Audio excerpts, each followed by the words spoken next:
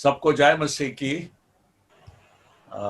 परमेश्वर ने अच्छा अवसर दिया कि हम सब एक साथ मिलकर उस महान परमेश्वर की स्तुति और तारीफ कर सकें। గొప్ప దేవుణ్ణి స్తుతించి మహింపరచుటకు మనందరికీ ఆయన ఇచ్చిన అవకాశాన్ని బట్టి మనం దేవునికి వందనాలు చెల్లిద్దాం. परमेश्वर ने ऐसा अवसर दिया जहां हम देश विदेश से एक साथ मिल सकते हैं। మనం విదేశాల్లో ఉంటూ ఇతర దేశాల్లో ఉంటూ కూడా కలుసుకునే గొప్ప అవకాశం దేవుడు మనకి అనుగ్రహించారు.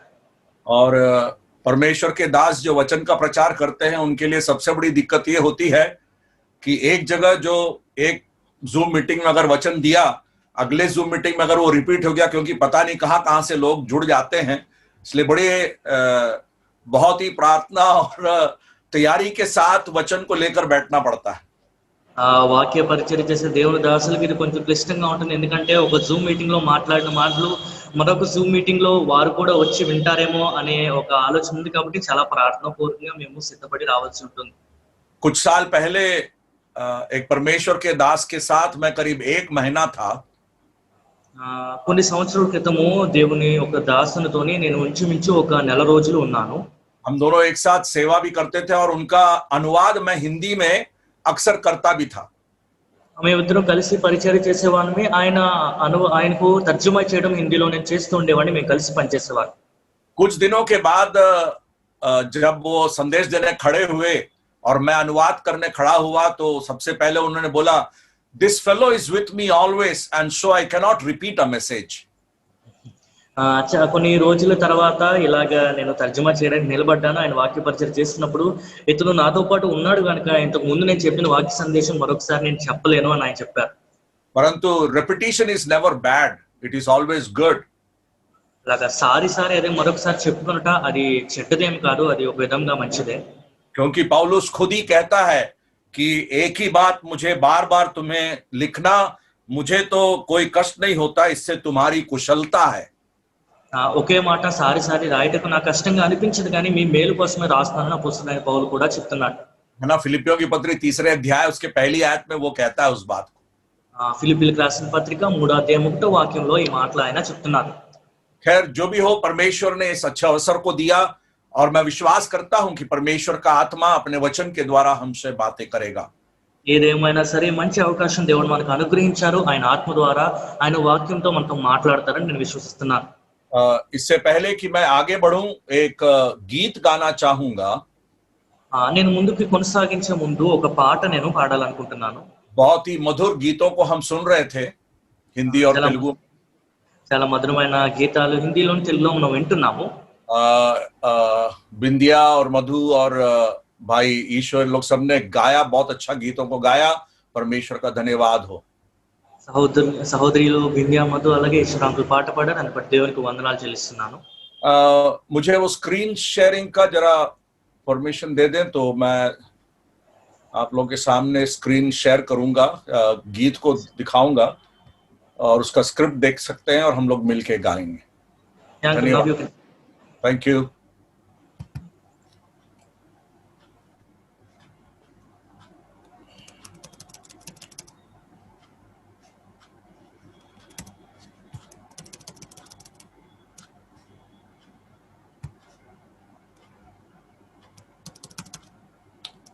अगर आपके पास आत्मिक गीत माला है तो आप अपने गीत माला में ये गीत को देख सकते हैं, नहीं तो इसी स्क्रीन में देखकर आप मेरे साथ गाएं।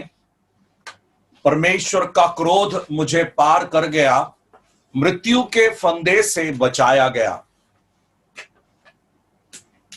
Yes, you can translate the song. Yeah, sure. Lyrics, I mean, yeah.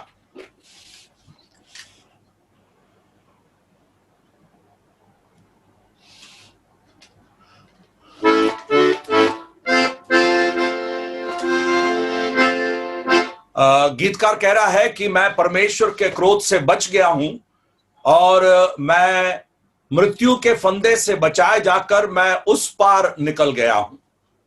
కీర్తనకారుడు ఇలా చెప్తున్నాడు, దేవుని ఉగ్రత నుంచి నేను తప్పించుకున్నాను, ఆ మరణ సంకటం నుంచి విడిపించుకుని అటుపక్కకి అవతల ఒడ్డుకి నేను చేరుకున్నానని చెప్తున్నాడు. वो दृश्य जो है मिस्र देश को छोड़कर लाल समुद्र पार करके कनान देश की ओर प्रवेश करने का वो दृश्य है. ఆ దృశ్యం ఎలాగా ఉంటుంది అంటే ఐగుప్తు దేశాన్ని విడిచిపెట్టి ఎర్ర సముద్రం దాటుతున్న దృశ్యం అని మనం ఊహించుకోవచ్చు. ये राग बहुत ही मशहूर है, तेलुगु और मलयालम और तमिल में भी ये राग है. तो उस राग को मैंने उधारी लिया है और उस राग में मैंने इस गीत को लिखा है. ఈ రాగం మనకందరికి బాగా పరిచయమైన రాగమే. తెలుగు, తమిళ, మలయాళంలో ఈ గీతంలో ఒక రాగం మనకి తెలిసినదే. అందుకే ఇదే రాగంలోని ఈ పాటని నేను రాశాను. मेरे प्यारो, मसीही जीवन बहुत ही आनंद का जीवन है. ఎంతో ఆనందంతో కూడిన జీవితం. हम जैसे आज जिस प्रकार आप लोगों ने देखा होगा, एक खास शीर्षक पे हम लोग वचन का अध्ययन करेंगे.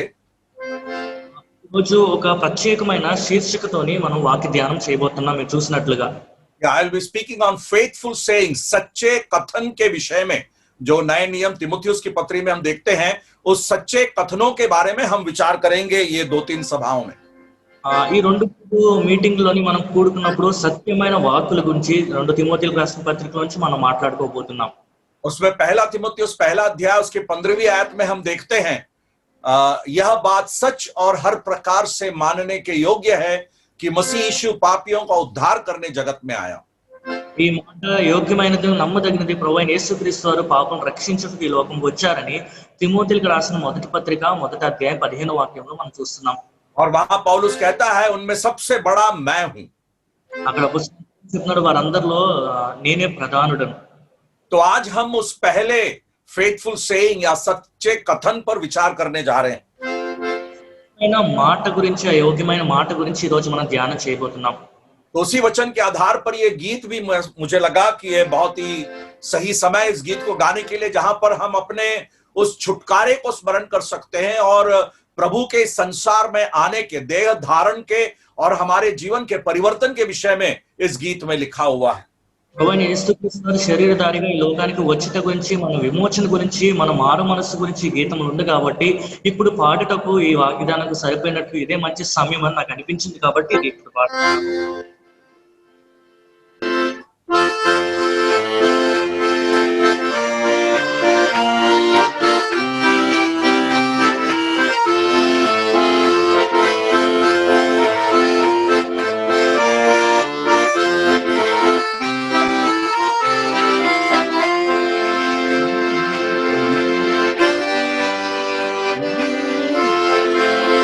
परमेश्वर का क्रोध मुझे पार कर गया, मृत्यु के फंदे से बचाया गया. परमेश्वर का क्रोध मुझे पार कर गया, मृत्यु के फंदे से बचाया गया. मेमने के लहू ने छिपाया मुझे, मेमने के लहू ने छिपाया मुझे. उसकी शरण में मैं आ गया वाहरे, उसकी शरण में मैं आ गया वाहरे. परमेश्वर का क्रोध मुझे पार कर गया, मृत्यु के फंदे से लाया गया. परमेश्वर का क्रोध मुझे पार कर गया, मृत्यु के फंदे से बचाया गया.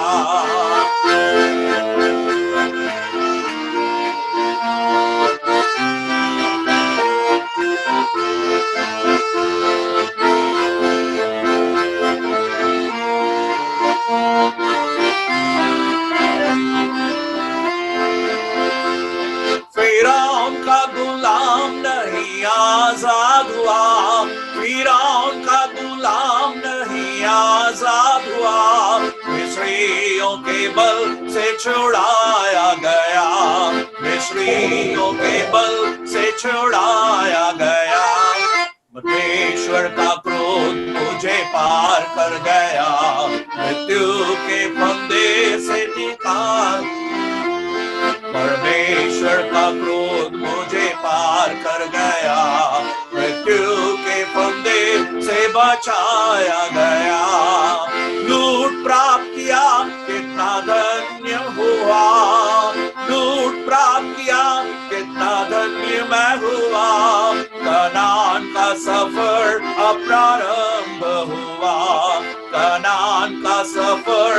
प्रारंभ हुआ, परमेश्वर का क्रोध मुझे पार कर गया, मृत्यु के फंदे से निकाला गया, परमेश्वर का क्रोध मुझे पार कर गया, मृत्यु के फंदे से बचाया गया।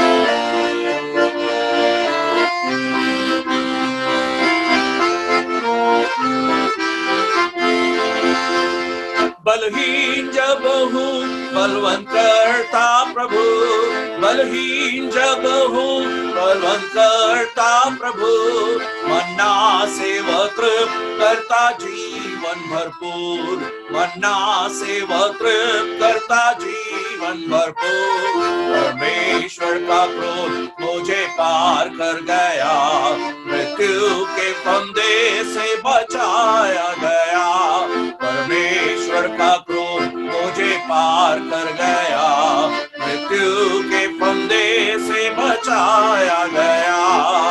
आनंद है, भरपूर आनंद है, आनंद है, भरपूर आनंद है, कनान का जीवन भरपूर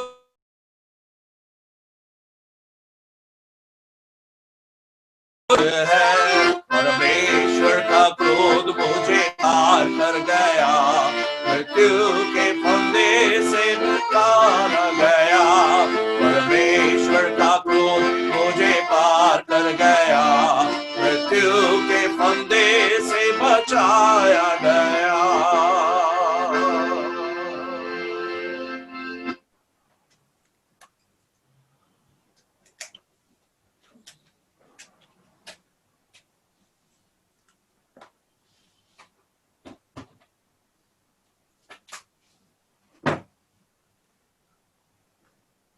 कई साल पहले मैं जब एक बार सफर कर रहा था रेलगाड़ी में, उस समय मैंने इस गीत को रचा था, परमेश्वर के उस बड़े काम को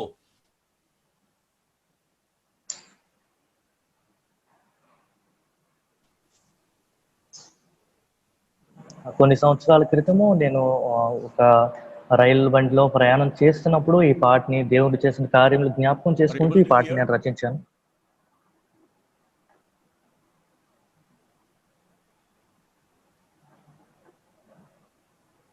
Are you able to hear? सुन सक रहे हैं आप? Yes, yes, clear.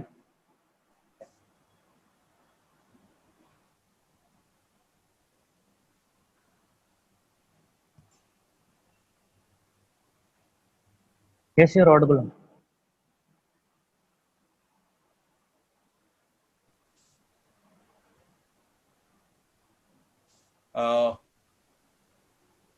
Hello. Yeah, brother, you are audible, brother. सुनाई दे रहा है, brother? हाँ, brother, सुनाई दे रहा है. आप बात कीजिए, no problem.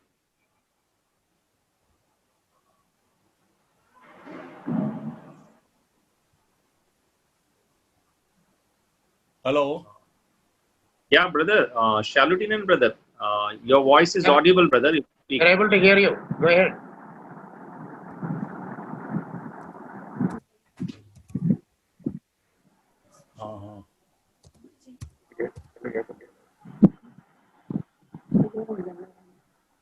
Hello. You're not able to hear us?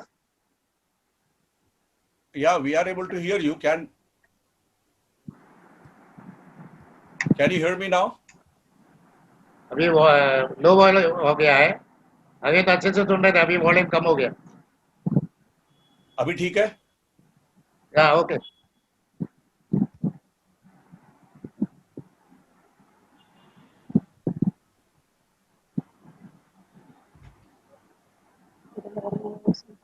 Can you hear me now? Yes, we can hear you. Okay, thank you. Okay. या परमेश्वर का धन्यवाद हो कि यह समय परमेश्वर ने हम सबको दिया. ఈ సమయము దేవుడు మనకి ఇచ్చినందుకు దేవునికి మనం వందనాలు చెల్లిద్దాం. जैसा मैंने आप लोगों को पहले बताया, बाइबल के अंदर तीमुथियुस की पत्री में जो सच्चे कथनों के बारे में बताया गया है, उन कथनों के विषय में हम लोग विचार करेंगे। ये जो 3 सत्र है, ये तीनों सत्र में हम उस विश्वास योग्य या सच्चे कथनों पर विचार करेंगे। ఈ 3 మనం తరగతుల్లో కూడా నేను ముందుగా చెప్పినట్లుగా తిమోతిలకు రాసిన మొదటి పత్రిక నుంచి యోగ్యమైన మాట, నమ్మదగిన మాట అనే విషయం మీద మనం ధ్యానం చేయబోతున్నాం. सबसे पहला कथन जो पहला तीमुथियुस पहला अध्याय उसके 15वीं आयत में हम पढ़ते हैं। వాటిలో మొట్టమొదటిది తిమోతికి రాసిన మొదటి పత్రిక మొదటి అధ్యాయం 15వ వాక్యంలో మనం చదువుతున్నాం. वहां पर जरा हम उसको पढ़ेंगे। यह बात सच और हर प्रकार से मानने के योग्य है कि मसीह यीशु पापियों का उद्धार करने के लिए जगत में आया, जिसमें सबसे बड़ा मैं हूं। తిమోతి రాసిన మొదటి పత్రిక మొదటి అధ్యాయం 15వ వాక్యం చదువుకుందాం. పాపులను రక్షించుటకు క్రీస్తు యేసు లోకమునకు వచ్చినను వాక్యము నమ్మదగినదియు పూర్ణంగీకారముకు యోగ్యమైనది అని ఉన్నది. అట్టి వారిలో నేను ప్రధానుడను. परमेश्वर इस वचन को बहुत आयत से हमें आशीषित करके दे। ఈ వాక్యముని బహుగా దీవించి దేవుడు మనకి అనుగ్రహించును గాక.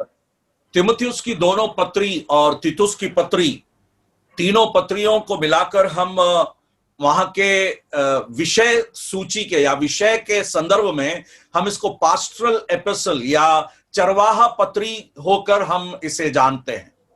తిమోతికి రాసిన 2 పత్రికలు, తీతుకు రాసిన పత్రిక, ఈ మూడిటి ఒక సారాంశము మనం తీసుకున్నట్లయితే కాపరి యొక్క పత్రికలు అని మనం చెప్పొచ్చు. ये माना गया है कि करीब 65 ईस्वी में या 67 ईस्वी में जब पौलुस अपने जीवन के अंत के समय में पहुंचता है, करीब उस समय इन पत्रियों को उसने लिखा। పౌలు తన జీవితంలోని అంతిమ దశకి వస్తున్నప్పుడు ఇవి రాశారు అనే విషయాన్ని మనం అర్థం చేసుకోవచ్చు.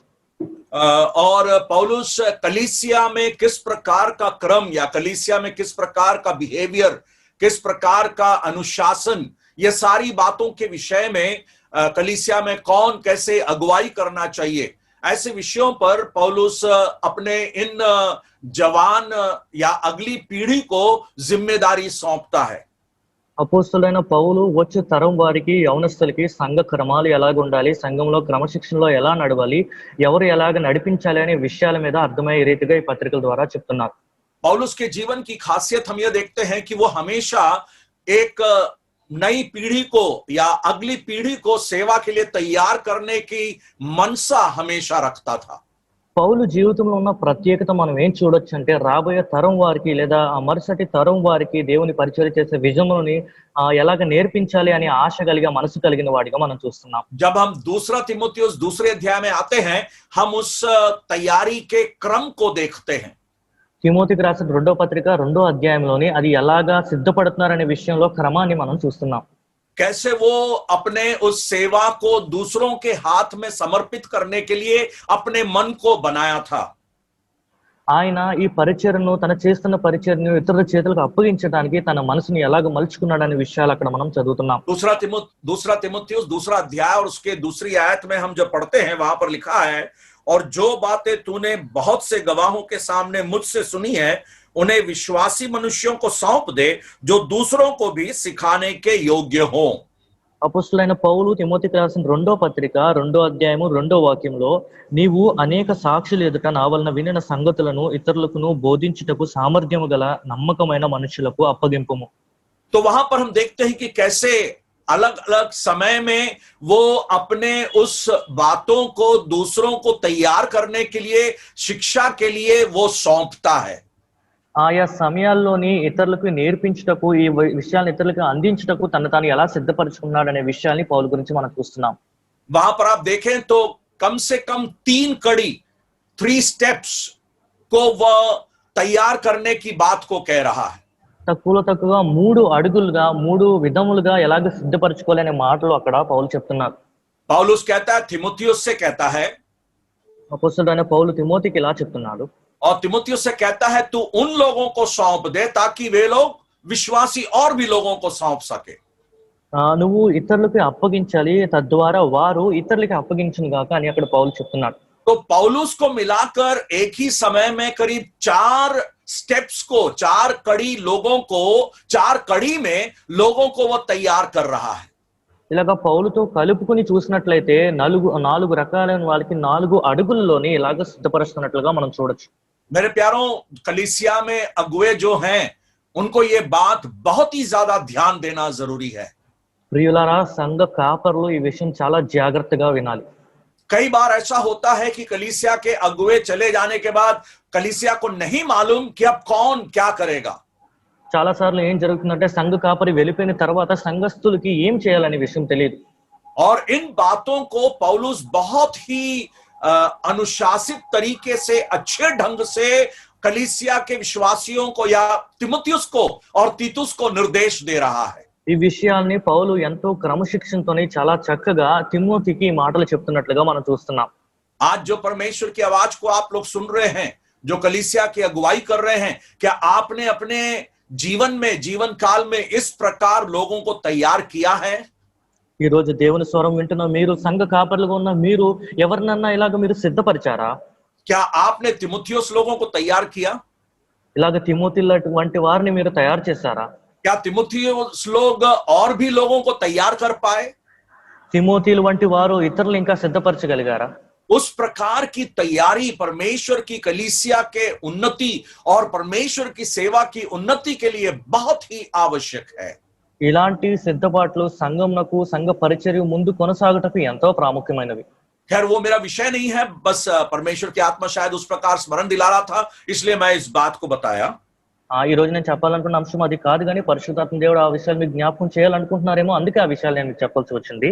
तिमुथियुस के माता पिता के बारे में हम प्रेरितों के काम में पढ़ते हैं. जब हम 16वें अध्याय के पहली आयत में आते हैं, प्रेरितों के काम 16 का 1, తిమోతి తల్లిదండ్రుల గురించి అపోస్తల కార్యం 16వ అధ్యాయం 1వ వాక్యంలో మనం చదువుతున్నాం. और वहां पर लिखा हुआ है कि तिमुथियुस की माँ जो है वो यहूदिनी थी और तिमुथियुस के पिता एक यूनानी थे. అక్కడ మనం చూస్తున్నాము తిమోతి యొక్క తల్లి యూదురాలు, ఆయన తండ్రి గ్రీసు దేశస్థుడు. और उनके माँ और उसके नानी की प्रशंसा पौलुस करता भी है. जब हम तिमुथियुस की दूसरी पत्री में पढ़ते हैं, वहां पर नानी लोइस और उसकी माता जो यूनिके है उसकी प्रशंसा पौलुस करता भी है. తిమోతి రాసిన 2వ పత్రికలోని తన తల్లి, ఆమె తల్లి గురించి, లోయి యూనిక్ గురించి పౌలు ప్రశంసిస్తూ మాట్లాడినట్టుగా మనం చూస్తున్నాం. पौलुस के दूसरे मिशनरी सफर में तिमुथियुस के साथ उसकी भेंट हुई. పౌలు 2వ ఈ దండయాత్రలోని, ఆయన సువార్త యాత్రలోని తిమోతిని కలుసుకోవడం జరిగింది. और तिमुथियुस लुस्त्रा का रहने वाला था. తిమోతు లుస్త్ర వాస్తవ్యుడు. और पौलुस के साथ कई बार सेवा में वो साथ में गया है. పౌలుతో పాటు అనేక సార్లు పరిచర్లో కలిసి వెళ్ళాడు. तिमुथियुस नाम का अर्थ आप लोग जानते होंगे. తిమోతి అనే పేరుకు అర్థము మీకు తెలిసే ఉంటుంది. उसका मतलब है परमेश्वर के लिए प्रिय या परमेश्वर के लिए बहुमूल्य, डियर अनटू गॉड. దేవుని కొరకు బహుమూల్యమైన వాడు లేదా ప్రియుడు అనే మాట ఆయన పేరుకు అర్థం వస్తుంది. या टिमे और थेओस, ये दोनों यूनानी शब्द से तिमुथियुस नाम आया है. టిమే, థేయోస్ అనే 2 పదాలు గ్రీకు శబ్దములు, వీటి నుంచి తిమోతి అనే పేరు ఉద్భవించింది. उसका मतलब है जो परमेश्वर के लिए प्रिय है या परमेश्वर के लिए बहुत ही बहुमूल्य है. దేవుని కొరకు ఎంతో బహుమూల్యమైన వాడు లేదా ప్రియుడు అనే మాట దానికి అర్థం వస్తుంది. अब यहाँ पर जो आयत हमने अभी पढ़ा है, ఇప్పుడు ఇక్కడ మనం చదువుకున్న అధ్యాయంలో यहाँ पर लिखा है यह बात सच और हर प्रकार से मानने के योग्य है. ఈ మాట నమ్మదగినది, అన్ని విధములుగా పూర్ణ అంగీకారము అని మనం చూస్తున్నాం. ऐसे कथन जो बहुत ही मानने के योग्य है. ఇది పూర్ణముగా అంగీకరించుటకు యోగ్యమైన ఒక మాట. क्या बाइबल के सारे कथन मानने के योग्य नहीं हैं? బైబిల్లో మాటలన్నీ నమ్ముటకు యోగ్యమైనవి కాదా? सब बातें मानने के योग्य हैं, इसमें कोई शक की बात नहीं. బైబిల్లో విషయములన్నీ కూడా అంగీకరించుటకు ఎంతో యోగ్యమైనది, అందులో ఏమాత్రం సందేహం లేదు. परंतु जब पौलुस इन शब्दों का प्रयोग करता है, यह बात सच और हर प्रकार से मानने के योग्य है, तो बहुत ही महत्वपूर्ण विषय को यहाँ पर लाने की इच्छा कर रहा है. కానీ పౌలు ఇక్కడ చెప్తూ ఈ వాక్యము నమ్మదగినది, పూర్ణ అంగీకారమునకు యోగ్యమైనది అనే పదం వాడుతున్నాడంటే చాలా ప్రాముఖ్యమైన మాటలు ఇక్కడ పౌలు చెప్పడానికి ఆశిస్తున్నాడు అని అర్థం చేసుకోవాలి. और शायद यह हो सकता है कि पौलुस का लिखने का तरीका, जब वो कोई महत्वपूर्ण बात को कह रहा है, इस प्रकार वो कहता था. లేదా బహుశా చాలా ప్రాముఖ్యమైన విషయం ఏదైనా చెప్పాలని అనుకుంటున్నప్పుడు పౌలు రాసే విధానం, ఆయన శైలిలోని ఇలాగా ఆయన చెప్తాడేమో. अंग्रेजी में मुझे वो शब्दों का प्रयोग बहुत अच्छा लगता है. ఇంగ్లీష్ తర్జుమాలోని ఆ పదములు వాడుక చాలా చక్కగా నాకు అనిపిస్తుంది. This is a faithful saying and worthy of all acceptation. ఇది నమ్మదగినది పూర్ణ అంగీకారమునకు యోగ్యమైన వాక్యం. कई शब्दों के लिए हिंदी का सही अर्थ या सही शब्द का उपयोग करना कभी-कभी बहुत मुश्किल हो जाता है. కొన్ని పదములకు హిందీలోని ఇలాంటి పదములకు పూర్తి అర్థం వచ్చేలాగా చెప్పడం కొంచెం కష్టంగా ఉంటుంది. फिर भी हम आयत को समझने की कोशिश करेंगे. అయినా ఈ వాక్యాన్ని మనం అర్థం చేసుకోవడానికి ప్రయత్నిద్దాం. यहाँ पर दो सत्यों को परमेश्वर का दास या परमेश्वर का आत्मा प्रकट कर रहा है. ఇక్కడ దేవుని ఆత్మ లేదా దేవుని దాసుడు రెండు విషయములు మనకు ప్రత్యక్షపరుస్తున్నారు. The truth of incarnation and the truth of transformation. మానవుడుగా ఉద్భవించుట అనే సత్యము మారు మనసు పొందుట లేదా పరివర్తన చెందుట అనే దాని అర్థం. मसीह के देह धारण का सत्य और मनुष्य के परिवर्तन या बदलाव या तो फिर रूपांतर का सत्य, ये दोनों सत्यों को परमेश्वर का दास यहाँ पर स्पष्ट कर रहा है. ప్రభు అయిన యేసుక్రీస్తు వారు శరీరధారిగా వచ్చిన ఆ సత్యము మనుషుడు రూపాంతరం చెందవలసిన ఆ రెండు సత్యముల గురించి ఈ వాక్యంలో చెప్పబడినట్లుగా చూస్తున్నాం. अब इस शब्द में जो इस आयत में जो कुछ शब्दों का प्रयोग है उसका हम थोड़ा सा विचार करेंगे. ఈ వాక్యంలో వాడబడిన కొన్ని పదముల మీద మనం ప్రత్యేకంగా ధ్యానం చేద్దాం. सबसे पहले जो शब्द वहां पर हम देखते हैं वो ये है, यह बात सच, फेथफुल. ఈ మాట నమ్మదగినది అని మొదటగా మనం చూస్తున్నాం. अब यहाँ पर सच या फेथफुल शब्द का जो प्रयोग है उसका मतलब है सर्टेन, निश्चित रूप से. ఇది సత్యము లేదా నమ్మదగినది అని చెప్తున్నప్పుడు చాలా నిశ్చయముగా ఈ మాట చెప్తున్నట్లుగా మనం అర్థం చేసుకోవాలి. या दूसरे शब्दों में कहा जाए विश्वास योग्य कथन, विश्वास करने योग्य बात. నమ్ముటకు చాలా యోగ్యమైన ఒక మాట అని ఇంకో విధముగా మనం అర్థం చేసుకోవచ్చు. या उसको हम कह सकते जो सत्य है और जो भरोसेमंद का है. అది సత్యమైనది, దాని మీద మనం ఆధారపడుటకు యోగ్యమైనది అని మనం అర్థం చేసుకోవచ్చు. एक आयत को जब हम पढ़ेंगे तो वहां पर उस विषय के बारे में हम समझ पाएंगे. ఒక వాక్యాన్ని మనం చదివితే అక్కడ ఉన్న విషయం గురించి మనం అర్థం చేసుకోగలము. परमेश्वर के वचन में ये शब्द का प्रयोग जो है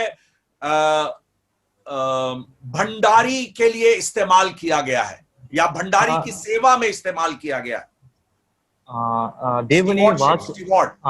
దేవుని వాక్యంలోని గృహ నిర్వాహకులు అనే పదంనకు ఇది వాడబడుతున్నట్లుగా మనం చూస్తున్నాం. The word faithful has been used with relation to stewardship. నమ్మదగినది అనే మాట గృహ నిర్వాహకులకు వాడబడినట్లుగా దేవుని వాక్యంలో మనం చూస్తున్నాం. जब हम लूका रचित सुसमाचार 12वें अध्याय में आते हैं, లూకా సువార్త 12వ అధ్యాయానికి మనం వచ్చినప్పుడు और उसके 42वीं आयत में हम देखते हैं, అక్కడ 42 12వ అధ్యాయము 42వ వాక్యంలో మనం చూసుకున్నప్పుడు वहां पर प्रभु का आत्मा, परमेश्वर का आत्मा या यीशु मसीह स्वयं कह रहे हैं, प्रभु ने कहा यह विश्वास योग्य और बुद्धिमान भंडारी कौन है जिसका स्वामी उसे नौकर चाकरों पर सरदार ठहराए कि उन्हें समय पर भोजन सामग्री दे. ఇక్కడ దేవుని ఆత్మ ఇలా మాట్లాడడం లేదా ప్రభు ఇట్లనే మాట మనం చూస్తున్నాం. 42వ వాక్యంలో తగిన కాలంలో ప్రతివానికి ఆహారము పెట్టుటకు యజమానుడు తన ఇంటి వారి మీద నియమించినట్టు నమ్మకమైన బుద్ధి గల గృహ నిర్వాహకుడెవడు. या गृह निर्वाण या जो स्टीवर्ड है, जो जो विश्वास योग्य भंडारी है, उसके विषय में कहा गया है. ఇక్కడ నమ్మదగిన నమ్మకమైన గృహ నిర్వాహకుడి గురించి ఇక్కడ మాట చెప్పబడి ఉంది. तो ये विश्वास योग्य शब्द जो है भरोसेमंद को दर्शाता है. నమ్మకమైన నమ్మదగిన అనే మాట ఆధారపడుటకు చాలా యోగ్యమైన మాటగా మనం భావించవచ్చు. ये शब्द जो है परमेश्वर के लिए इस्तेमाल किया गया है. దేవుని కొరకు ఈ పదము వాడబడింది. जब हम पहला कुरिन्थियों 9वां पहला अध्याय और उसके 9वीं आयत में आते हैं, కొరింథీయులకు రాసిన మొదటి పత్రిక 1వ అధ్యాయం 9వ వాక్యంలో మనం చూసినప్పుడు वहां पर हम परमेश्वर के उस स्वभाव को देखते हैं. परमेश्वर सच्चा है, गॉड इज फेथफुल. అక్కడ దేవుని స్వభావం గురించి చూస్తున్నాం, ఆయన నమ్మదగిన వాడు. और यही शब्द का प्रयोग हम दूसरा तिमोथियुस 2 अध्याय में भी देखते हैं, जहां पर लिखाया गया है कि परमेश्वर विश्वास योग्य है, गॉड इज फेथफुल. ఇదే మాట తిమోతిలకు రాసిన పత్రిక 2వ తిమోతి రాసిన పత్రిక 2వ అధ్యాయంలో కూడా చూస్తున్నాం, దేవుడు నమ్మదగిన వాడు. तो परमेश्वर की विश्वास योग्यता, मनुष्य की विश्वास योग्यता, ये दोनों विश्वास योग्यता या सच्चाई के लिए ये शब्द फेथफुल या सच्चा का उपयोग किया गया है। దేవుడు నమ్మదగిన వాడు లేదా నమ్మకమైన గృహ నిర్వాహకులని మనుషుల గురించి ఈ పదము వాడబడినట్లుగా మనం అర్థం చేసుకోవచ్చు. मेरे प्यारो, हमारे जीवन में परमेश्वर कितना चाहता है कि हम सच्चे बने रहे हमारे मसीह जीवन में. ప్రియులారా, మన జీవితంలోని మన క్రైస్తవ జీవితంలో మనం నమ్మదగిన వారంగా ఉండాలని దేవుడు ఎంతగా ఆశిస్తున్నారు. और यहाँ पर जब वो शब्द सच्चा का इस्तेमाल किया है, पौलुस इस बात को कहना चाहता है कि यीशु मसीह के संसार में आने की जो बात है वो उतना ही सत्य है जितना परमेश्वर सत्य है. ఇక్కడ నమ్మదగిన అనే మాట వాడబడ్డకు దాన్ని భావన మనం ఎలా తీసుకోవచ్చు అంటే, దేవుడు ఎంత నమ్మదగిన వాడో ప్రభువైన యేసుక్రీస్తు వారు మానవదారిగా ఈ లోకానికి వచ్చుట కూడా అంతే నమ్మదగిన వాక్యము అని పౌలు చెప్తున్నాడు. परमेश्वर जितना फेथफुल है उतना ही फेथफुल ये कथन भी है जहां पर ये बात प्रकट की गई है कि परमेश्वर मनुष्य बन गया. దేవుడు ఎంత నమ్మదగిన వాడో దేవుడి లోకానికి మనుషుడిగా వచ్చాడనే మాట కూడా అంతే నమ్మదగినదనే విషయాన్ని ఇక్కడ మనం అర్థం చేసుకోవచ్చు. मेरे प्यारों, ये शब्द का प्रयोग, फेथफुल शब्द का प्रयोग मसीहियों के लिए भी किया गया है. ప్రియులారా, ఈ మాట నమ్మదగిన అనే మాట క్రైస్తవుల కొరకు కూడా వాడబడింది. और इसलिए हमारे जीवन में ये शब्द का बहुत ही महत्व है. అందుకే మన జీవితంలో కూడా ఈ పదముకి ఎంతో ప్రాముఖ్యత ఉంది. और परमेश्वर चाहता है कि हम अपने जीवन में उस क्या बोलते हैं, उस सच्चाई को प्रकट करने वाले हों. మన జీవితంలో కూడా ఈ సత్యాన్ని మనం ప్రకటించే వారుగా ఉండాలని ఆయన ఆశిస్తున్నారు. परमेश्वर उसके लिए हमारी सहायता और मदद करे. దాని కొరకు దేవుడు మనకి సహాయం చేయను గాక. तो ये कथन जो है वो सच्चा कथन है. అయితే ఈ వాక్యము నమ్మదగినది. और यहाँ पर जो यह बात सच और मानने विश्वास योग, यह बात सच और हर प्रकार से यह बात जो शब्द है, बात, द सेइंग, ఈ వాక్యము అనే మాట అక్కడ మనం చూస్తున్నాం. वह शब्द वही शब्द है जो यूनानी भाषा में यीशु मसीह के लिए उपयोग किया गया है. आदि में वचन था, यूहन्ना 1:1. యోహాను సువార్త 1:1 ఆది యందు వాక్యం ఉండనే మాట అక్కడ క్రీస్తు కొరకు వాడబడిన ఆ వాక్యం అనే మాటే ఇదే వాక్యంలో కూడా వాడబడి ఉంది. हाँ, तो ये शब्द भी कितना महत्वपूर्ण है हम समझ सकते हैं. ఈ మాట ఎంత ప్రాముఖ్యమైనదో మనం అర్థం చేసుకోగలం. यह बात, the word, this is a faithful saying. वो saying जो है, that saying word comes from the Greek word logos. ఈ వాక్యము, ఈ మాట లేదా ఈ వాక్యం అని ఈ పదంలో మనం చూస్తున్నాం కదా, అది గ్రీకు పదమైన లోగోస్ అనే పదం నుంచి వస్తుంది. जिसको जो बहुत ही व्यक्त है और जो बहुत ही स्पष्ट रूप से उच्चारण किया गया है. చాలా స్పష్టంగా అది అక్కడ చెప్పబడి ఉంది.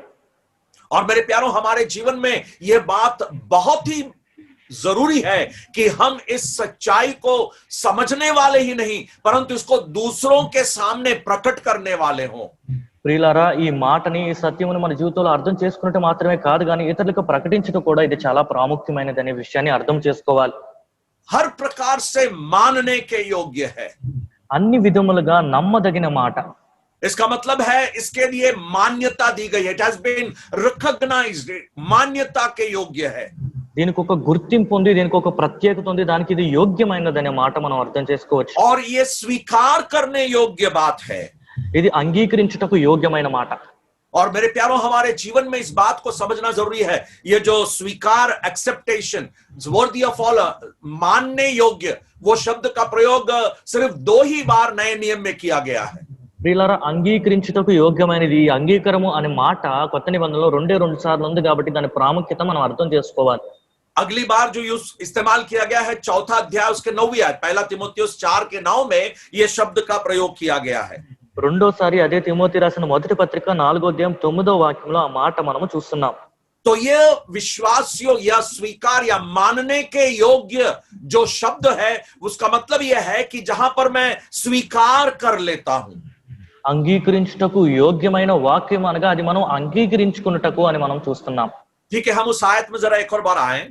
మరొకసారి వాక్యాన్ని మనం చూద్దాం. वहां पर लिखा हुआ है, मसीह यीशु पापियों का उद्धार करने के लिए जगत में आया. అక్కడ రాయబడి ఉంది, పాపులను రక్షించుటకు క్రీస్తు యేసు లోకమునకు వచ్చెను. Yeah, and that is the truth of incarnation. అదే మానవదారిగా వచ్చుటకు యొక్క సత్యం. जब लिखा गया है कि वो आया, ఆయన వచ్చెను అని అక్కడ రాయబడి ఉన్నప్పుడు उसका मतलब यह है कि वो कहीं से आया है ఆయన ఎక్కడి నుంచో వచ్చాడు అని దాని అర్థం. और उसके आने के पूर्व उसका कोई अस्तित्व है. ఆయన వచ్చుటకు మునుపు ఆయనకు వేరే గుర్తింపు ఉంది అని మనం చూస్తున్నాం. और प्रभु यीशु मसीह के संसार में आने का सत्य जो है, उसका देह धारण का जो सत्य है, वो हमें अच्छी रीति से अपने जीवन में समझना जरूरी है. ప్రభువైన యేసుక్రీస్తు వారు ఈ లోకానికి వచ్చారు, ఆయన శరీరధారిగా వచ్చారనే విషయాన్ని చాలా చక్కగా మన జీవితంలో మనం అర్థం చేసుకోవడం ప్రాముఖ్యమైనది. परमेश्वर के पूर्व अस्तित्व को समझना, ఆయన మునుపు స్థితిని మనం అర్థం చేసుకునుట, और परमेश्वर के इस संसार में आकर देह धारण करके इस संसार में आने के सत्य को समझना. ఆయన శరీరధారి ఈ లోకానికి వచ్చిన సత్యముని అర్థం చేసుకునుట. नए नियम में दो ऐसे आयत हैं या दो ऐसे भाग हैं या दो ऐसे गीत हैं जहां पर प्रभु यीशु मसीह के पूर्व अस्तित्व और देह धारण के विषय में बहुत ही अच्छी रीति से स्पष्ट किया गया है. కొత్త నిబంధనలోని 2 భాగంలో లేదా 2 గీతములలోని ప్రభువైన యేసుక్రీస్తు వారు మునుపు స్థితి, లోకంలోకి వచ్చిన స్థితి గురించి ప్రత్యేకంగా స్పష్టంగా చెప్పబడి ఉంది. वो दोनों भाग जो है बहुत ही अच्छे गीत के रूप में प्रस्तुत किया गया है. ఆ 2 భాగములు కూడా చక్కటి కీర్తనల వలె ఆయన ఉంచబడి ఉన్నాయి. पहला भाग हम फिलिपियों की पत्री 2 अध्याय के 6वीं आयत से देखते हैं. మొదటి భాగం ఫిలిప్పీలకు రాసిన పత్రిక 2వ అధ్యాయం 6వ వాక్యంలో మనం చూస్తున్నాం. और दूसरा भाग कुलुसियों की पत्री 1 अध्याय 15वीं आयत से देखते हैं. రెండోది కొలస్సీలకు రాసిన పత్రిక 1వ అధ్యాయం 15వ వాక్యంలో మనం చూస్తున్నాం. और ये दोनों भागों में प्रभु यीशु मसीह के पूर्व अस्तित्व और देह धारण के विषय में बहुत अच्छी तरह से स्पष्ट किया गया है. ఈ 2 వాక్యములోని ప్రభువైన యేసుక్రీస్తు వారు మునుపు ఆయన స్థితి, శరీరధారిగా వచ్చిన తర్వాత ఆయన స్థితి గురించి చాలా చక్కగా వర్ణింపబడి ఉన్నాయి. पूर्व अस्तित्व के बारे में कुलुसियों की पत्री 1 अध्याय में हम देखते हैं. ఆయన మునుపు స్థితి గురించి కొలస్సీలకు రాసిన పత్రిక 1వ అధ్యాయంలో మనం చూస్తున్నాం. हम वहां पर इस प्रकार पढ़ते हैं, उन आयतों को जरा पढ़ लेंगे तो अच्छा रहेगा. అక్కడ మనం ఇలా చదువుతున్నాం, ఒకసారి ఆ వాక్యములు చదువుకుంటే బాగుంటుంది. 15 से लेकर कुलुसियों की पत्री 1 अध्याय 15 से लेकर 20 तक की आयतों को पढ़ेंगे. ఆ కొలస్సీలకు రాసిన పత్రిక 1వ అధ్యాయం 15 నుంచి 20 వాక్యాల వరకు మనం చదువుకుందాం. या చదవండి బ్రదర్. ఆయన అదృశ్య దేవుని స్వరూపి అయి సర్వ సృష్టికి ఆది సంభూతుడై ఉన్నాడు. ఏలయనగా ఆకాశం నందున్నవియు భూమి యందున్నవియు దృశ్యమైనవి గాని అదృశ్యమైనవి గాని అవి సింహాసములైనను ప్రభుత్వములైనను ప్రధానులైనను అధికారములైనను సర్వమును ఆయన యందు సృజింపబడెను. సర్వమును ఆయన ద్వారా ఆయన బట్టి సృజింపబడెను. ఆయన అన్నిటికంటే ముందుగా ఉన్నవాడు. ఆయనే సమస్తమునకు ఆధారభూతుడు. సంఘము అను శరీరమునకు ఆయనే శిరస్సు. ఆయనకు అన్నిటిలో ప్రాముఖ్యము కలుగు నిమిత్తము ఆయన ఆది అయ్యుండి మృతుల్లో నుండి లేచటలో ఆది సంభూతుడాయను. ఆయన యందు సర్వ సంపూర్ణత నివసింపవలెననియు ఆయన శిలువ రక్తము చేత సంధి చేసి ఆయన ద్వారా సమస్తమును, అవి భూలోకమందువైనను పరలోకమందున్నవైనను వాటన్నిటినీ ఆయన ద్వారా తనతో సమాధాన పరుచుకొనవలెననియు తండ్రి అభిష్టమాయను. यहाँ पर 4 मुख्य बातों को देखते हैं. అక్కడ ప్రభు గురించిన ఈ మాటలు మనం చూస్తున్నాం. 4 बातें प्रभु यीशु मसीह के बारे में हम यहाँ पर समझ सकते हैं. ప్రభువైన యేసుక్రీస్తు వారి గురించి 4 మాటలు ఇక్కడ మనం అర్థం చేసుకోవచ్చు. सबसे पहली बात, परमेश्वर के संबंध में यीशु मसीह परमेश्वर है. దేవునికి సంబంధించి మొట్టమొదటి మాట, ప్రభువైన యేసుక్రీస్తు వారు దేవుడై ఉన్నారు. परमेश्वर के संबंध में यीशु मसीह परमेश्वर है. దేవునికి సంబంధించి, దైవత్వానికి సంబంధించి ప్రభువైన యేసుక్రీస్తు వారు దేవుడై ఉన్నారు. दूसरी बात हम जो देखते हैं, రెండో విషయము, सृष्टि के संबंध में यीशु मसीह सृष्टि करता है. సృష్టికి సంబంధించి ప్రభువైన యేసుక్రీస్తు వారు సృష్టికర్త అయి ఉన్నారు. और तीसरी बात वहां पर हम देखते हैं, మూడో విషయము, कलीसिया के संबंध में यीशु मसीह कलीसिया का सर है. సంఘమునకు సంబంధించి ప్రభువైన యేసుక్రీస్తు సంఘమునకు శిరస్సు అయి ఉన్నాడు. और चौथी बात हम जो देखते हैं, నాలుగో విషయం మనం చూస్తున్నట్లయితే, संसार के संबंध में यीशु मसीह उद्धार करता है. లోకమునకు సంబంధించి ప్రభువైన యేసుక్రీస్తు రక్షకుడు. Jesus Christ in relation to God is God. దేవునికి దైవత్వముకు సంబంధించి ప్రభువైన యేసుక్రీస్తు దేవుడై ఉన్నాడు. In relation to creation, he is the creator. సృష్టికి సంబంధించి ఆయన సృష్టికర్త అయి ఉన్నాడు. In relation to church, he is the head of the church. సంఘమునకు సంబంధించి ఆయన సంఘమునకు శిరస్సు అయి ఉన్నాడు. And in relation to the world, he is the savior of the world. లోకానికి సంబంధించి లోక రక్షకుడై ఆయన ఉన్నాడు. तो देह धारण के पहले यीशु मसीह की स्थिति और देह धारण के बाद यीशु मसीह की स्थिति या स्थान जो है, हम इन चारों बातों में देखते हैं. ఈ 4 మాటల్లోని శరీరధారి అయి వచ్చుటకు మునుపు ప్రభువైన యేసుక్రీస్తు వారి స్థితి, శరీరధారి అయిన తర్వాత ఆయన స్థితి గురించి ఇక్కడ మనం అర్థం చేసుకోవచ్చు. वह अदृश्य परमेश्वर का प्रतिरूप है. ఆయన అదృశ్య దేవునికి స్వారూప్యమై ఉన్నాడని మనం చూసుకున్నాం. परमेश्वर को कभी किसी ने नहीं देखा, దేవుణ్ణి ఎవరు ఎప్పుడు చూడలేదు.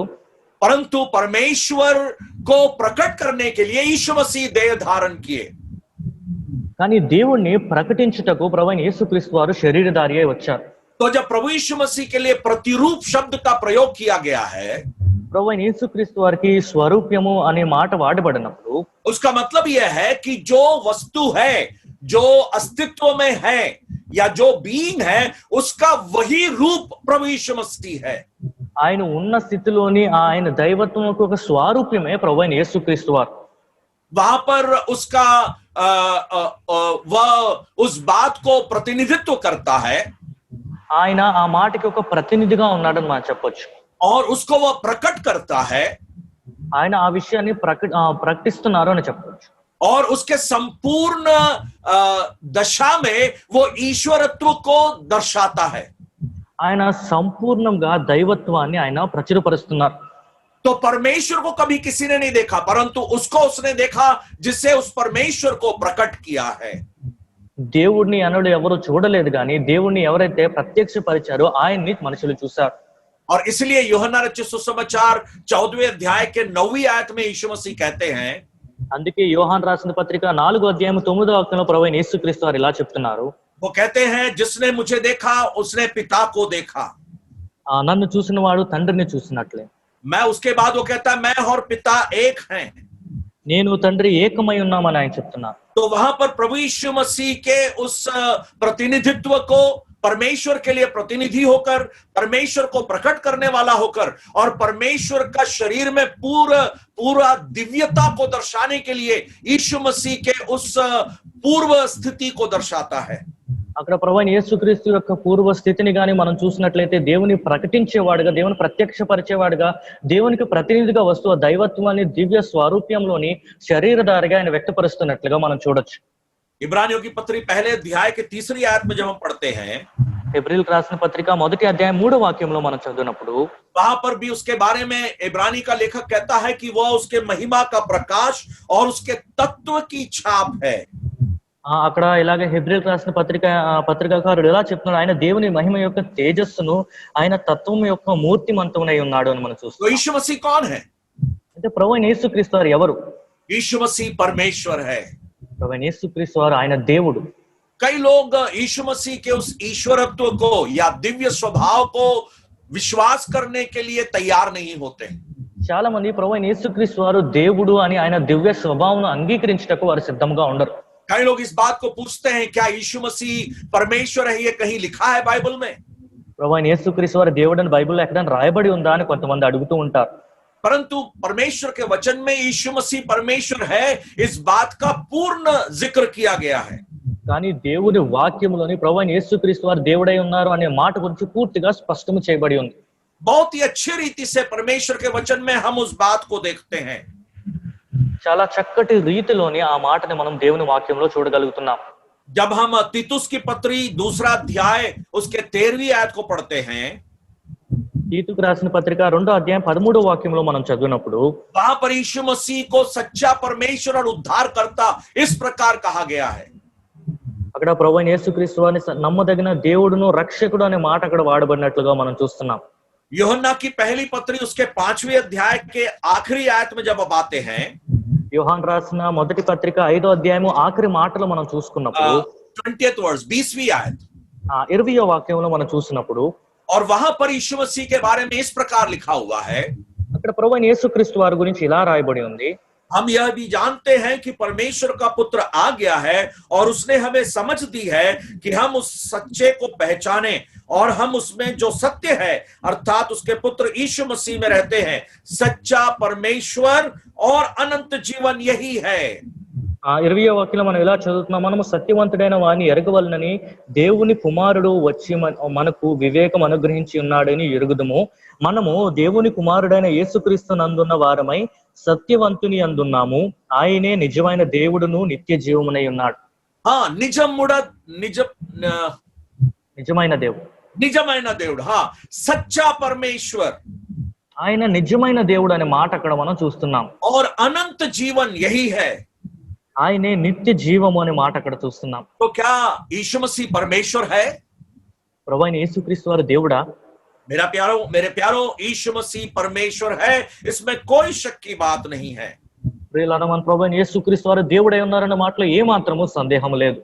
कुलुस्सियों की पत्री 2 अध्याय उसकी 9वीं आयत, కొలస్సీలకు రాసిన పత్రిక 2వ అధ్యాయము 9వ వాక్యం, वहां पर लिखा हुआ है क्योंकि उसमें ईश्वरत्व की सारी परिपूर्णता सदेह वास करता है। అక్కడ మనం చూస్తున్న ఏలయనగా దేవత్వము యొక్క సర్వ పరిపూర్ణత శరీరముగా క్రీస్తునందు నివసించుచున్నది. तो प्रभु यीशु मसीह के परमेश्वरत्व को, ईश्वरत्व को हम यहाँ पर देखते हैं। ప్రభువైన యేసుక్రీస్తు వారి యొక్క దైవత్వం గురించి ఇక్కడ మనం చూస్తున్నాం. तो प्रभु यीशु मसीह के ईश्वरत्व पर कोई शंका ना करें। ప్రభువైన యేసుక్రీస్తు వారి దైవత్వం గురించి ఏ మాత్రం సందేహం లేకుండా ఉండాలి. वो स्वयं मानव रूप लेकर इस संसार में आए और वही देह धारण की सच्चाई है। స్వయంగా ఆయన మానవ రూపుడిగా ఈ లోకానికి వచ్చారు. శరీరధారి అగుట ఒక సత్యం అనే విషయాన్ని అక్కడ మనం చూస్తున్నాం. जब हम यूहन्ना रचित सुसमाचार उसके 12वें अध्याय को पढ़ते हैं, యోహాను సువార్త 12వ అధ్యాయం నుంచి మనం చదువుకున్నప్పుడు उसके 37वीं आयत से 37th वर्स, అక్కడ 37వ వాక్యం నుంచి మనం చూసుకుంటే जब वहां पर हम इस यीशु मसीह के बारे में पढ़ते हैं అక్కడ ప్రభువైన యేసుక్రీస్తు వారి గురించి ఈ మాట మనం చదువుతున్నాం. और यूहन्ना यशायाह नबी के उस भविष्यद्वक्ता के शब्दों को यहाँ पर जिक्र करता है। అక్కడ యోహాను యెషయా ప్రవక్త చెప్తున్న మాటల్ని అక్కడ ప్రస్తావిస్తున్నాడు. और वहां पर 41st वर्स 41वीं आयत में हम इस प्रकार पढ़ते हैं, అక్కడ 41వ వాక్యంలో ఇలా చదువుతున్నాము, यशायाह ने ये बातें इसलिए कही कि उसने उसकी महिमा देखी और उसने उसके विषय में बातें की। యెషయా ఆయన మహిమను చూచినందున ఆయన గూర్చి ఈ మాటలు చెప్పెను. किसको देखा? ఆయన ఎవరిని చూశారు? यीशु मसीह को देखा। ప్రభువైన యేసుక్రీస్తు వారిని ఆయన చూశాడు. तो मेरे प्यारो, यीशु मसीह के उस ईश्वरत्व को आप अपने जीवन में कभी भी शंका ना करें। అందుకే ప్రియులారా, ప్రభువైన యేసుక్రీస్తు వారి యొక్క దైవత్వం గురించి మీ జీవితంలో ఎప్పుడు కూడా మీరు సందేహించవద్దు. कुलुस्सियों की पत्री पहले अध्याय में जब हम आ जाते हैं, కొలస్సీలకు రాసిన పత్రిక 1వ అధ్యాయానికి మనం వచ్చినప్పుడు वहां पर हम फिर देखते हैं कि सृष्टि के संबंध में यीशु मसीह पर सृष्टि करता है। అక్కడ మరొక మాట మనం చూస్తాం, సృష్టికి సంబంధించి ప్రభువైన యేసుక్రీస్తు వారు సృష్టికర్త అయి ఉన్నారు. या उसके लिए सारी वस्तुएं बनी सृजी गई और उसी के द्वारा सृजी गई। ఆయన కొరకే అన్ని సృజించబడి ఉన్నాయి, ఆయన ద్వారానే అన్ని సృష్టింపబడి ఉన్నాయి. कोई भी सृष्टि उसके बिना नहीं हुई। ఏ సృష్టి కూడా ఆయన లేకుండా జరగలేదు. तो सृष्टि के संबंध में वो सृष्टि करता है। అందుకే సృష్టికి సంబంధించి ఆయన సృష్టికర్త అయి ఉన్నాడు. और उसके बाद 18वीं आयत में हम पढ़ते हैं, वह देह अर्थात कलीसिया का सर है, he is the head of the church. తర్వాత 18వ వాక్యంలో సంఘమును శరీరమునకు ఆయనే శిరస్సు అని మనం చూస్తున్నాం. और उस सामर्थ को उसके जी उठने के द्वारा उसने अपने उस दिव्यता को या ईश्वरत्व को प्रमाणित किया।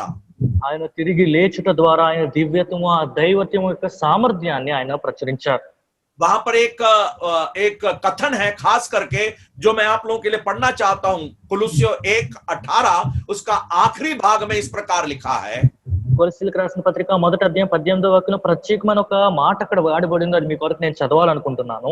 वहां पर लिखा है कि सब बातों में वही प्रधान ठहरे, that he may have the preeminence। ఆయనకు అన్నిటిలో ప్రాముఖ్యము కలుగు నిమిత్తము. या प्रामुख्यम, he might have the preeminence అన్ని విషయంలో ఆయనకు ప్రాముఖ్యత కలుగునట్లు, in all things, అన్ని విషయములలో. and that is in relation even to our life. అది మన జీవితానికి సంబంధించి కూడా ఉంది. यीशु मसीह की प्रभुता के महत्व को पौलुस वहां पर बता रहा है। ప్రభువైన యేసుక్రీస్తు వారి యొక్క దైవత్వం యొక్క ప్రాముఖ్యత గురించి పౌలు అక్కడ మాట్లాడుతున్నాడు. Jesus is shown as the Lord of everything. ప్రభువైన యేసుక్రీస్తు వారు అన్నిటికీ ప్రభువు అయి ఉన్నాడని అక్కడ ప్రత్యక్షపరచబడుతుంది. He is the Lord of our life. మన జీవితానికి ఆయన ప్రభు అయి ఉన్నారు. हमारे जीवन का प्रभु होकर वो रहना जरूरी है। మన జీవితానికి ఆయన ప్రభుత్వం వహించి ఉండాల్సిన చాలా ప్రాముఖ్యమైనది. और इसलिए रोमियो की पत्री 10वां अध्याय 9वीं आयत में पौलुस उस बात को कहता है। అందుకే రోమియోలకు రాసిన పత్రిక 10వ అధ్యాయం 9వ వాక్యంలో పౌలు ఆ మాట చెప్తున్నారు. जहां पर वो कहता है कि यदि तू अपने मुंह से यीशु को प्रभु जानकर अंगीकार करे, అక్కడ యేసు ప్రభువు నీ నోటితో ఒప్పుకుని దేవుడు మృతులు ఆయన లేపినని నీ హృదయంలో విశ్వసించినట్ల యేసును ప్రభు అని నీ నోటితో ఒప్పుకొని అని మనం చూస్తున్నాం. यीशु मसीह की प्रभुता को हमारे जीवन में स्वीकार करना। ప్రభు అయిన యేసుక్రీస్తు వారు ప్రభు అని మన జీవితంలో మనం స్వీకరించుట. अरे प्यारो, हम उद्धारकर्ता होकर स्वीकार किए हैं, ఆయన మన విమోచకుడిగా రక్షకుడిగా మనం స్వీకరించాము. हम उसको प्रभु होकर भी स्वीकार किए हैं, ఆయన ప్రభువుగా కూడా మనం అంగీకరించాము. परंतु उसकी प्रभुता को कई बार हमारे जीवन में हम दर्शाते नहीं हैं। కానీ చాలా సార్లు మన జీవితంలో ఆయన ప్రభుత్వం వహిస్తున్నట్లుగా మనం చూపించలేకపోతూ ఉంటాం. हमारे जीवन के कई क्षेत्रों में हम अपनी प्रभुता को यीशु मसीह के हाथ में नहीं देते हैं। మన జీవితంలో అనేక క్షేత్రములోని దేవుని ఆ ప్రభువైన యేసుక్రీస్తు వారి యొక్క ప్రభుత్వంకి ఆయన చేతులకు మనం అప్పగించము. हम कई बार अपने जीवन में अपनी इच्छा के अनुसार अपने कामों को करते हैं, చాలా సార్లు మన జీవితంలో మనకి నచ్చినట్లుగా మన ఇష్ట ప్రకారంగా మన క్రియలు చేస్తూ ఉంటాం. परंतु आज रात इस सत्य कथन के द्वारा मुझे और आपको इस बात को स्वीकार करना होगा कि यीशु मसीह की प्रभुता आपके जीवन के अंदर सारे क्षेत्रों में वो प्रकट किया जाए। కానీ నమ్మదగిన ఈ నమ్మకమైన వాక్యం ద్వారా ఈ రాత్రికాల సమయంలో మనం అర్థం చేసుకోవాల్సిన విషయం ఏంటంటే ప్రభువైన యేసుక్రీస్తు ఆయన ప్రభు అని మన జీవితంలో ప్రతి క్షేత్రంలోని మనం అంగీకరించడం చాలా प्रभु यीशु मसीह की प्रभुता आपके जीवन में प्रकट होनी चाहिए। ప్రభువైన యేసుక్రీస్తు వారు ప్రభు అని మన జీవితం ద్వారా ప్రత్యక్షపరచబడాలి. और इसलिए वो देह धारण करके इस संसार में आए, అందుకే ఆయన శరీరధారి అయి ఈ లోకానికి వచ్చారు. और वहां पर हम उस परिवर्तन या रूपांतर के सत्य को देखते हैं। అక్కడ మనం రూపాంతరము అనే ఆ సత్యము గురించి మనం చూస్తున్నాం.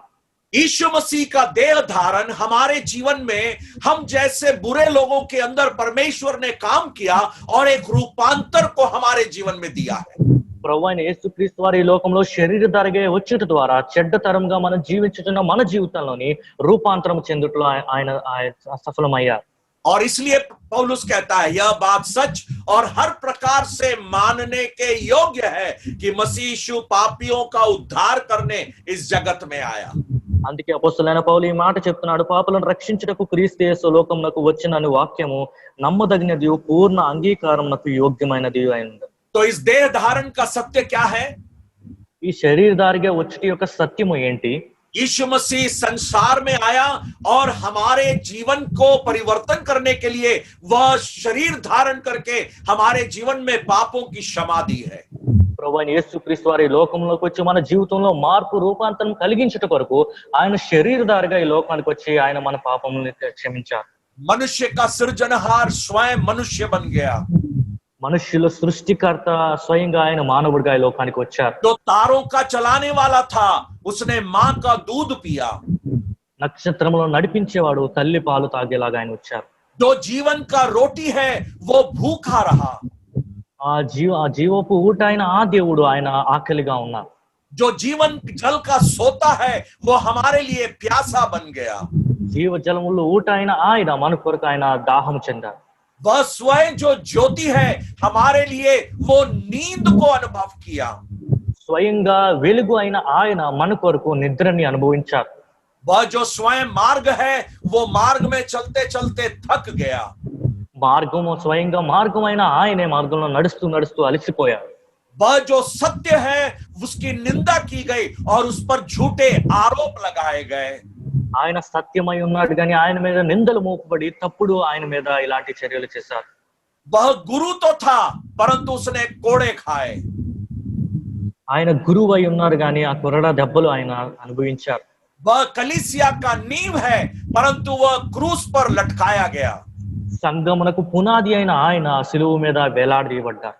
वह बलवान है परंतु हमारे लिए वह कमजोर हो गया। ఆయన బలవంతుడు కానీ మన కొరకు ఆయన బలహీనుడిగా అయ్యారు. वह जो चंगा करने वाला है हमारे लिए वह घायल हो गया. ఆయన స్వస్థపరచగలిగిన వాడు ఆయన మన కొరకు గాయాలు పొందారు. और वह जो जीवन है हमारे लिए मृत्यु को चख लिया. జీవమై ఉన్న ఆయన మన కొరకు మరణాన్ని ఆయన అనుభవించారు. परंतु परमेश्वर का धन्यवाद हो, यीशु मसीह का जीवन चरित्र उस मृत्यु से समाप्त नहीं होती. కానీ ప్రభువైన యేసుక్రీస్తు వారి జీవిత చరిత్ర మరణంతో ముగిసిపోలేదు. అందుబట్టి దేవునికి మహిమ కలుగును గాక. जिसने कहा मैं आया हूं कि तुम जीवन पाओ और बहुतायत से पाओ, मरने के बाद तीसरे दिन मृतकों में से जी उठा. నేను జీవమునై ఉన్నాను సమృద్ధిగా ఇచ్చుటకు వచ్చానని ఆయన చెప్పాడు. కనుక ఆయన మరణించిన తర్వాత మూడో దినం ఆయన తిరిగి లేచాడు. और उसने उस जीवन को हमारे लिए दिया है. ఆ జీవమును ఆయన మన కొరకు ఆయన ఇచ్చారు. हम लोग सब उस जीवन को अनुभव किए हैं. మనం అందరము ఆ జీవితాన్ని అనుభవించాము. अब देखिए उस देह धारण की सच्चाई के साथ परिवर्तन की सच्चाई को भी हम यहाँ पर देखते हैं. శరీరధారి అగుటు అనే ఆ సత్యముతో పాటుగా రూపాంతరం చెందే ఆ సత్యం గురించి కూడా ఇక్కడ చూస్తున్నాం. और यहाँ पर पौलुस कहता है, అయితే ఇక్కడ పౌలు చెప్తున్నాడు, वो कहता है उस 15वीं आयत में, जिनमें सबसे बड़ा मैं हूं. అట్టి వారిలో నేను ప్రధానుడను. या पौलुस को यह समझ अपने उम्र के अपने जीवन के अंत में उस बात का उल्लेख करता है. ఆయన జీవితంలోని అంతిమ దశలోని ఈ మాట ఆయన అర్థం చేసుకుని ప్రస్తావిస్తున్నాడు. हम लोग उद्धार पाए हुए लोग अपने आप में बहुत ही ज्यादा आनंदित होते हैं. రక్షణ పొందిన మనలో మనం ఎంతో ఆనందిస్తూ ఉంటాం. परंतु इस बात को भूल जाते हैं कि कई बार उस पाप की दशा में बहुत ही उस गंभीर बुरे अवस्था या उस बड़ी बुरी अवस्था में मैं और आप पड़े हुए थे. కానీ ఒకప్పుడు ఆ పాప దశలోని ఎంతో భయంకరమైన చెడు ఆ పరిస్థితిలో మనం పడి ఉన్నామనే విషయాన్ని మనం మర్చిపోతూ ఉంటాం. अपने जीवन के अंत में उसने उस परिपक्वता को प्राप्त किया, उस समझ को प्राप्त किया. ఆయన జీవితం యొక్క అంతిమ దశలోని ఆ పరిపక్వత ఆయన అర్థం చేసుకున్నాడు. कितना समर्पित था पौलुस, పౌలు ఎంత సమర్పణ కలిగిన వాడు, परमेश्वर का श्रेष्ठ दास, దేవునికి ఎంతో శ్రేష్టమైన ఒక దాసుడు, हम लोगों के लिए बहुत बड़ा आदर्श, మన కొరకు ఎంతో గొప్ప మాదిరి అయి ఉన్నాడు. सुसमाचार की सेवा में सबसे अच्छा आदर्श पुरुष, సువార్త ప్రకటించట్లోని అందరికన్నా చక్కటి మాదిరి కలిగిన ఒక పురుషుడు, कलीसियाओं की स्थापना में सबसे अच्छा आदर्श पुरुष. సంఘములు స్థాపించే విషయంలోనే చాలా చక్కటి ఒక ఆదర్శంగా ఆయన ఉన్నాడు. परंतु जब वो कहता है कि यीशु मसीह पापियों का उद्धार करने आया, तो उन पापियों में पौलुस कहता है मैं सबसे बड़ा हूं. కానీ పాపులను రక్షించుటకు క్రీస్తు యేసు లోకమున వచ్చిననే మాట చెప్తున్నప్పుడు పాపుల్లో ప్రధానుడైన నేను అని పౌలు చెప్తున్నాడు. वो ये नहीं कहता मैं पापियों में बड़ा था, ऐसा नहीं कहता, मैं हूं वो कहता है. నేను పాపుల్లో ప్రధానుడై ఉండేవాడిని అని ఆయన చెప్పట్లేదు, కానీ నేను ప్రధానుడను అని ఆయన చెప్తున్నాడు. He doesn't say that I was the chief of sinners, but he says I am the chief of sinners. పాపుల్లో ప్రధానుడై ఉండేవాడిని అనే మాట ఆయన చెప్పట్లేదు, కానీ పాపుల్లో నేను ప్రధానుడను అని ఆయన చెప్తున్నాడు. हमारे जीवन में उस परिवर्तन के उस सच्चाई को हमें उस दीनता नम्रता के उस स्थिति में जाना आवश्यक है. మన జీవితంలో ఒక మార్పు యొక్క సత్యం అర్థం చేసుకున్నట్టుకు మనం ఎంతో తగ్గించుకుని ఆ స్వభావంతో అర్థం చేసుకోవడం ఎంతో ప్రాముఖ్యమైనది. मेरे प्यारों, हमारे जीवन में उस नम्रता की आवश्यकता है. ఇలా మన జీవితంలో తగ్గింపు స్వభావం ఎంతో అవసరం. पौलुस कौन था? పౌలు ఎవరు? 3 बातें पौलुस अपने बारे में बताता है. పౌలు తన గురించి 3 మాటలు చెప్తున్నారు. जब आप 13वीं आयत में आते हैं, 13వ అధ్యాయం వాక్యం మీరు చూసుకున్నప్పుడు, पहला तीमुथियुस 1:13. తిమోతికి రాసిన మొదటి పత్రిక 1వ అధ్యాయం 13వ వాక్యంలో, या చదవండి బ్రదర్. పూర్వము దూషకుడును హింసకుడును హానికరుడైన నన్ను తన పరిచర్యకు నియమించి నమ్మకమైన వానిగా ఎంచినందుకు నన్ను బలపరిచిన మన ప్రభువైన అయిన క్రీస్తు యేసుకు కృతజ్ఞుడనై ఉన్నాను. यस, तो मैं निंदा करने वाला था, నేను పూర్వము దూషకుడును, और मैं सताने वाला था, నేను హింసకుడును, और अंधेर करने वाला था. నేను హానికరుడును అని చెప్తున్నా. I was a blasphemer, I was a persecutor, I was an injurious person. నేను దూషకుడును హింసకుడును హానికరుడునై ఉన్నాను. या निंदा करने वाला, ब्लास्फेमर, निंदा करने वाला मतलब परमेश्वर की निंदा करने वाला. దూషకుడు అనగా దాని అర్థము దైవ దూషణ చేసేవాడు. एक सच्चा यहूदी कभी भी परमेश्वर की निंदा नहीं कर सकता है, యథార్థమైన యూదుడు ఎప్పుడు కూడా దైవ దూషణ చేయలేడు. परंतु यहाँ पर जब वो निंदा करने की बात कह रहा है, वह यीशु मसीह की निंदा करने के विषय में कह रहा है. ఆయన దూషకుడు అనే మాట ఇక్కడ వాడుతున్నప్పుడు ప్రభువైన యేసుక్రీస్తు అని దూషించిన వాడు అనే మాట ప్రస్తావిస్తూ यीशु చెప్తున్నాడు. मसीह के ईश्वरत्व या परमेश्वरत्व को पौलुस ने नहीं पहचाना, ప్రభువైన యేసుక్రీస్తు వారి యొక్క దైవత్వంని ఆయన గుర్తించలేకపోయాడు. और इसलिए उस ना समझ के उस परिस्थिति में वो यीशु मसीह की निंदा किया है. అందుకే తను ఇంకా తెలుసుకోలేని ఆ పరిస్థితిలో ఉంటుండగా ఆ స్థితిలో ఉంటుండగా ఆయన ప్రభువైన యేసుక్రీస్తు వారిని దూషించాడు. और इसलिए वो कहता है मैं निंदा करने वाला था. అందుకే నేను దూషకుడిని అని అక్కడ ఆయన చెప్తున్నాడు. उतना ही नहीं, वो सताने वाला था, అంత మాత్రమే కాదు ఆయన హింసకుడు, कलीसिया को सताने वाला था, సంఘముని హింసించేవాడు, कलीसिया के पीछे वो लगा हुआ था, సంఘము వెంబడి ఎప్పుడు ఆయన ఉండేవాడు. और उतना ही नहीं, वो अंधेर करने वाला था, दूसरों को चोट करने वाला, चोट देने वाला. అంత మాత్రమే కాదు ఆయన హానికరుడు, ఇతరులకు హాని చేసేవాడు అని మనం చూస్తున్నాం. असभ्य की बातों को करने वाला था, సభ్యమైన మాటలు మాట్లాడేవాడు. परंतु उसके जीवन में उसने उस रूपांतर को अनुभव किया. కానీ ఆయన జీవితంలో ఆ రూపాంతరం యొక్క అనుభవము ఆయన చూశారు. मेरे प्यारों, उस रूपांतर को हम भी अपने जीवन में अनुभव करते जाएं. ప్రియులారా, మన జీవితంలో కూడా రూపాంతరం మనం అనుభవిస్తూ ముందుకు వెళ్ళాలి. ये कथन का अध्ययन मेरे और आपके जीवन में उस देह धारण की सच्चाई सिर्फ नहीं, परंतु हमारे जीवन के रूपांतर की सच्चाई को हम और भी अच्छे से मालूम करने पाए. ఈ వాక్య అధ్యయనం ద్వారా కేవలం ఆయన శరీరధారిగా వచ్చాడనే విషయం మాత్రమే కాదు, కానీ మన జీవితము రూపాంతరం చెందాలనే సత్యాన్ని మనం అర్థం और చేసుకున్నాం. उसके कारण ये दो बातें हमारे जीवन में हों.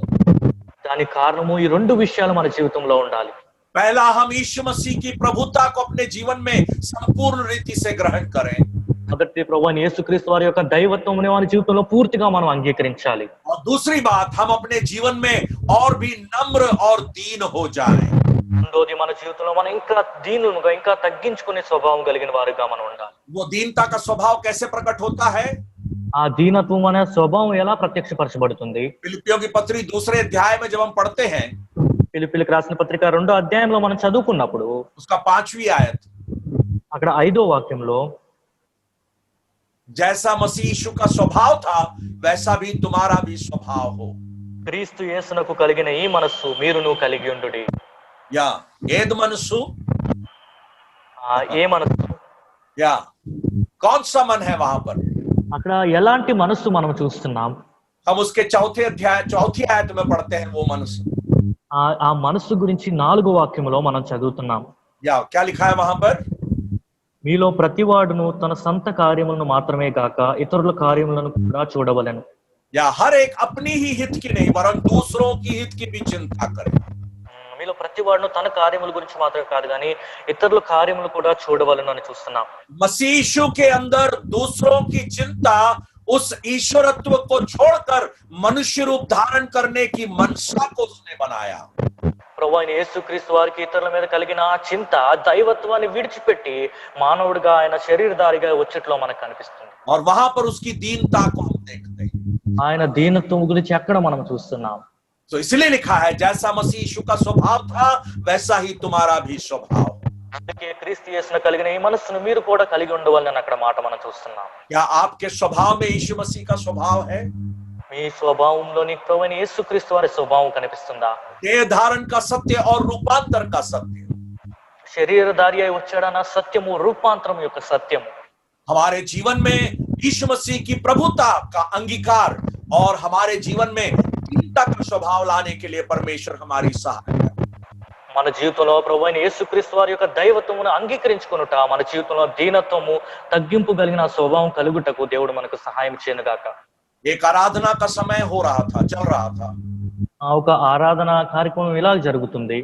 और आराधना के सेवा में जब भेंट लेने का समय आया, ఆరాధన సమయంలోనే కానుకలు తీసుకున్న సమయంలో उस कलीसिया में भेंट लेने के लिए बहुत बड़ा प्लेट सबको पास ऑन किया जाता था. ఆ సంఘంలోనే కానుకలు చెల్లించుటకు పెద్ద ప్లేట్ అందరికి ఇలాగా పంపించేవారు. और सब लोग अपने पर्स के अंदर से रुपए निकाल कर उस प्लेट में डाल रहे थे. అందరూ వారి జేబులోంచి డబ్బులు తీసి ఆ ప్లేట్ లో వేస్తున్నారు. परंतु एक जवान कोने में बैठा हुआ था, बहुत ही शर्मिंदा था. కానీ ఒక యవనస్తుడు ఒక మూలను కూర్చున్నాడు, ఎంతో సిగ్గుపడుతూ ఆయన కూర్చున్నాడు. उसके जेब में कुछ भी नहीं था, पैसा नहीं था, खाली था उसका जेब. ఆయన జేబులో ఏమాత్రం డబ్బులు లేవు, ఖాళీ జేబులతో ఆయన కూర్చుని ఉన్నాడు. उस दिन वो कुछ भी डाल नहीं पाया प्लेट के अंदर. ఆ రోజు ఆయన ప్లేట్ లో ఏమీ వేయలేకపోయాడు. बहुत ही दुखी हो गया. చాలా దుఃఖ మనసు కలిగిన వాడై ఉన్నాడు. वो प्लेट सबके पास पहुंचा और वापस कलीसिया के प्राचीन के हाथ में लटका कर दिया गया. ప్లేట్ అందరికి అలాగా ఇచ్చారో, తర్వాత ఆఖరిగా సంఘ పెద్ద చేతిలోకి ఆ ప్లేట్ వచ్చింది. और उन्होंने उस प्लेट को लेकर पेंट के लिए धन्यवाद देंगे बोला. ఆయన ఆ ప్లేట్ ఇలాగ తీసుకుని కాళ్ళ కొరకు స్తుతులు చెల్లిద్దామన్నారు. और जैसे वो धन्यवाद करने लगे, ये जवान अपने स्थान से खड़ा हो गया. ఈ కానుకల కొరకు ఆయన స్తుతులు చెల్లిస్తుండగా ఈ యవనస్తుడు ఆయన స్థలంలో నిలబడ్డాడు. और बड़े जोर के चिल्लाया, रुक जाओ, 1 मिनट रुक जाओ. ఒక్క నిమిషం మీరు ఆగండి అని గట్టిగా ఆయన అరిచాడు. और वो वहां से चलकर सामने आया. ఆయన అక్కడ నుంచి నడుచుకుంటూ ముందుకు వచ్చాడు. उस पुलपिट के पास आकर ఆయన పుల్పీట్ దగ్గరికి వచ్చి उस भाई से कहा, उस प्लेट को नीचे रखो. ఆ సహోదరుని అడిగారు, మీ ప్లేట్ కింద పెట్టండి. परंतु वो ब्रदर कुछ समझ नहीं पा रहा, प्राचीन कुछ समझ नहीं पा रहा था. ఆ పెద్దకి అక్కడ ఏం జరుగుతుందో అర్థం కాలేదు. वो पास्टर पूछा, क्यों, क्या हो गया? పాస్టర్ గారు అడిగారు, ఎందుకు, ఏం జరిగింది? उसने कहा, प्लीज वो प्लेट जरा नीचे रखिए. దయచేసి ఆ ప్లేట్ కింద పెట్టండి అని ఆయన అడిగాడు. और उस घटना में इस प्रकार मैंने सुना है, ये जवान लड़का जो है उस प्लेट पर चढ़कर खड़ा हो गया. ఆ సంఘటనలో నేను ఎలాగ విన్నాను, ఆ యవ్వనస్తుడు వెళ్ళి ఆ ప్లేట్ లో నిలబడ్డాడు. और उसने अपने हाथों को जोड़कर स्वर्ग की ओर उठाकर उसने इस प्रकार कहा. ఆయన చేతులు జోడించి పరలోకం వైపు చూస్తూ ఆయన ఇలా చెప్పాడు, कहा, हे परमेश्वर, आज मेरे पास देने के लिए कुछ भी नहीं है, परंतु मैं अपने आप को इस प्लेट में आपके लिए ऑफर कर देता हूं. ప్రభా, నా దగ్గర ఇచ్చుటకు ఏమీ లేదు, నన్ను నేనే ఈ ప్లేట్ లో నేను అర్పించుకుంటున్నాను. मेरे प्यारों, हमारे जीवन में मसीह की प्रभुता को उस प्रकार स्वीकार करने के लिए क्या हम तैयार हैं? ప్రియులారా, మన జీవితంలోని ప్రభు అయిన యేసుక్రీస్తుని దైవత్వం, ఆయన ప్రభుత్వం అంగీకరించుటకు ఆ విధంగా మనం సిద్ధంగా ఉన్నామా? यीशु मसीह का देह धारण का सत्य और हमारे जीवन के रूपांतर का सत्य, हमारे जीवन में यीशु मसीह की प्रभुता को स्वीकार करना और हमारे जीवन में दीनता के भाव से इस संसार में जीवन बिताना. ప్రభు అయిన యేసుక్రీస్తు వారు శరీరధారిగా ఈ లోకానికి వచ్చారన్న సత్యము, మన జీవితంలో రూపాంతరం కలగాలన్న సత్యము, ప్రభు అయిన యేసుక్రీస్తు వారిని ప్రభువుగా మన జీవితంలో మనం స్వీకరించి అంగీకరించి తగ్గింపు స్వభావం కలిగి జీవించగలిగిన సత్యం. परमेश्वर इस वचन को आशीषित करके दे. దేవుడి ఈ వాక్యం మన కొరకు దీవించును గాక. परमेश्वर के बड़े नाम की स्तुति हो. దేవుని నామానికి మహిమ కలుగును. आप सबको जय मसीह. అందరికీ వందనం.